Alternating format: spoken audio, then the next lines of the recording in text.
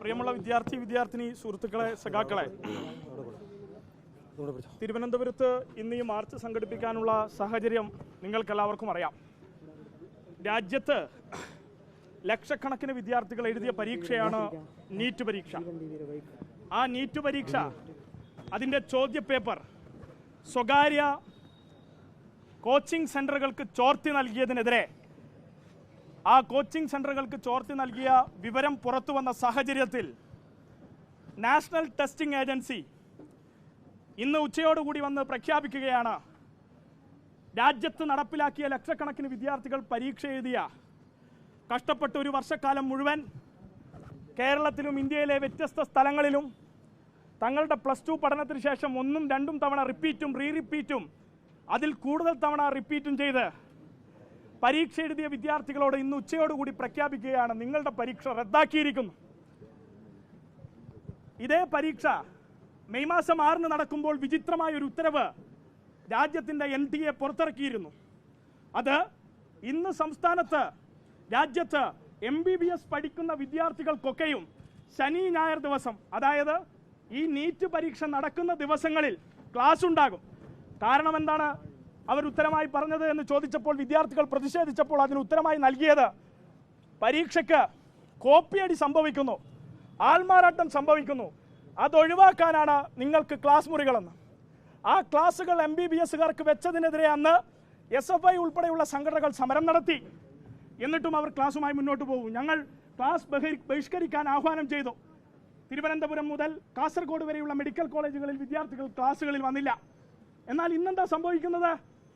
രാജ്യത്ത് ലക്ഷക്കണക്കിന് വിദ്യാർത്ഥികൾ എഴുതിയ പരീക്ഷ, അവരുടെ കഷ്ടപ്പാട്, രാവന്തിയോളം പകലും രാത്രിയുമില്ലാതെ മണിക്കൂറുകൾ ഇരുന്നു പഠിച്ച് അധ്യാപകരും അവരുടെ മാതാപിതാക്കളും ഇല്ലാത്ത പണം ചെലവഴിച്ച് നീറ്റിന് പറഞ്ഞയച്ച വിദ്യാർത്ഥികളുടെ ഭാവി ഇന്നത്തോടുകൂടി അറബിക്കടലിൽ വലിച്ചെറിഞ്ഞിരിക്കുന്നു കേന്ദ്ര സർക്കാർ. ആരാണ് ഉത്തരം പറയാനുള്ളത്?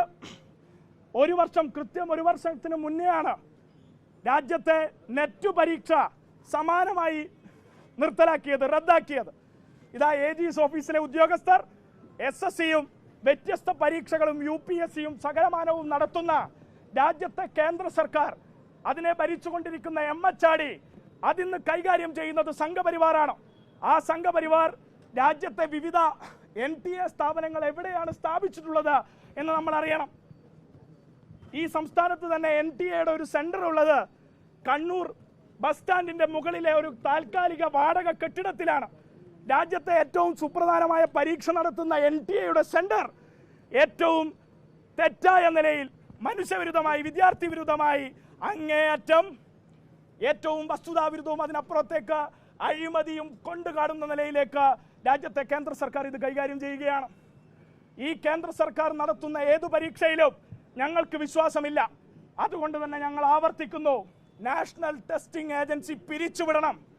നാഷണൽ ടെസ്റ്റിംഗ് ഏജൻസി പിരിച്ചുവിട്ട് രാജ്യത്ത് ഏറ്റവും നല്ല നിലയിൽ ക്രമക്കേടൊന്നുമില്ലാതെ ചട്ടങ്ങൾ പാലിച്ച് ഏറ്റവും മാതൃകാപരമായി പരീക്ഷ നടത്താൻ കഴിയുന്ന സ്ഥാപനങ്ങൾ സൃഷ്ടിച്ചെടുക്കണം. അതിന് രാജ്യത്തെ RSSന് കഴിയില്ല. സ്വകാര്യവൽക്കരണവും ഉദാരവൽക്കരണവും പുതിയ ദേശീയ വിദ്യാഭ്യാസ നയത്തിലൂടെ രാജ്യത്തെ മുഴുവൻ സർവകലാശാലകളെയും ഇല്ലാതാക്കുന്ന RSSന് അത് കഴിയില്ല.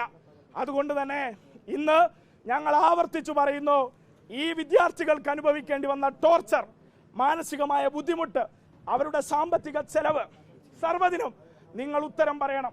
ആ ഉത്തരം പറയാൻ നിങ്ങൾക്ക് ബാധ്യസ്ഥതയുണ്ട്. ആ ബാധ്യസ്ഥതയിൽ നിന്നുകൊണ്ട് തന്നെ വിദ്യാർത്ഥികൾക്ക് അനുകൂലമായ നിലപാട് ഉണ്ടാകണം. അത് ഏതറ്റം വരെയും സമരം ചെയ്ത് SFI നേടിയെടുക്കും. അങ്ങനെ നേടിയെടുക്കുന്ന സാഹചര്യമാണ് ഈ കേരളത്തിലെയും ഇന്ത്യയിലെയും SFIക്കുള്ളത്. ഒരു കാര്യം ഞങ്ങൾ ആവർത്തിക്കുകയാണ്, യൂണിവേഴ്സിറ്റി കോളേജിൽ നിന്ന് ഇവിടെ AG's ഓഫീസിലേക്ക് മാർച്ച് നടത്തുമ്പോൾ AG'സിൻ്റെ മുമ്പിൽ നിങ്ങൾ വെച്ച ബാരിക്കേഡ്, ഈ ഗേറ്റ്, ഇവിടെ വന്നിരിക്കാൻ ഞങ്ങൾ തീരുമാനിച്ചത് കൊണ്ട് മാത്രമാണ് അത് രണ്ടും പൊളിച്ചടക്കി ഞങ്ങൾ ഇവിടെ ഇരുന്നത്. നാഷണൽ ടെസ്റ്റിംഗ് ഏജൻസി ആയിരുന്നു ഇവിടെ ഉണ്ടായിരുന്നതെങ്കിൽ നാഷണൽ ടെസ്റ്റിംഗ് ഏജൻസി ബാക്കി ഉണ്ടാകില്ല എന്നുറപ്പ് വെച്ചായിരിക്കും ഞങ്ങൾ തിരികെ പോവുക. അതുകൊണ്ട് അക്കൗണ്ട്സ് ആൻഡ് ഓഡിറ്റർ ജനറലിൻ്റെ ഓഫീസ് നിലനിൽക്കുന്ന സ്ഥലത്ത് കേന്ദ്ര സർക്കാരിൻ്റെ ഓഫീസ് എന്ന നിലയിലാണ് സമരം. ഇന്ന് രാജ്യത്ത് 5000 കോടി രൂപയുടെ ഓഡിറ്റ് ഒബ്ജക്ഷൻ നിലനിൽക്കുന്ന കേന്ദ്ര സർക്കാരാണ് ഭരിച്ചുകൊണ്ടിരിക്കുന്നത്. അതിന് ഇവിടെയും ഉത്തമ ഉദാഹരണങ്ങൾ ഉണ്ടാകുമെന്നുള്ളതാണ് നമ്മൾ മനസ്സിലാക്കേണ്ടത്.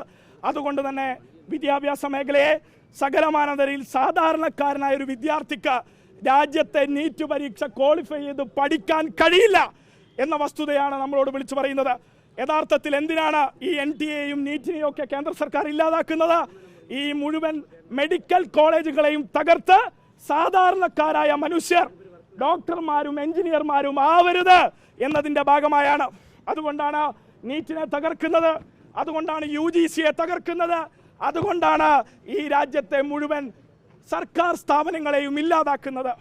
ഇതാ അക്കൗണ്ട്സ് ആൻഡ് ഓഡിറ്റർ ജനറലിൽ ഇരിക്കുന്ന ഉദ്യോഗസ്ഥർക്കും അറിയാം എത്ര നിയമനങ്ങളാണ് രാജ്യത്ത് കേന്ദ്ര സർക്കാർ ഭരിച്ചുകൊണ്ടിരിക്കുമ്പോൾ നടക്കുന്നത്, എത്ര സർക്കാർ മേഖലയിലെ ഇടപെടലാണ് നടത്തുന്നത് എന്നത്.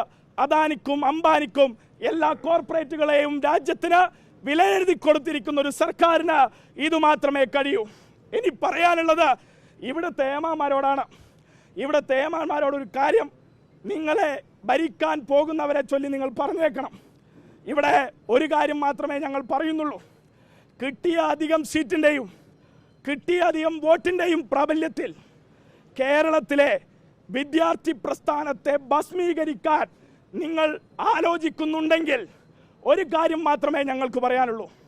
ഏഷ്യാനെറ്റിലെ വിനു വി ജോൺ എന്ന മാധ്യമ പ്രവർത്തകനും കേരളത്തിലെ കോൺഗ്രസ്സുകാരും സംഘപരിവാറുകാരും ഒരുമിച്ചിരുന്ന് കേൾക്കണം. 2016 തൊട്ട് 2026 വരെ 10 വർഷം ഏഷ്യാനെറ്റ് ന്യൂസിലെ ലൈബ്രറിയിലേക്ക് ചെന്ന് വിനു വി ജോൺ കേരളത്തിലെ Z+ കാറ്റഗറിയിൽ സുരക്ഷ അനുഭവിക്കുന്ന ഗവർണറായ ആർലേക്കറെയും മുഹമ്മദ് ആരിഫ് ഖാനെയും കേരളത്തിന്റെ തെരുവിൽ ചോദ്യം ചെയ്ത സംഘടന എന്തെന്ന് ഒന്ന് അന്വേഷിക്കണം. അതുകൊണ്ട് വിനു വി ജോൺ കഴിഞ്ഞ പ്രഭാതങ്ങളിലും സായാഹ്നങ്ങളിലും വന്നിരുന്നു പറയുന്നത് കേട്ടോ, ഇനി SFIയും DYFIയും പുറത്തിറങ്ങും, സമരം നടത്തുമെന്ന്.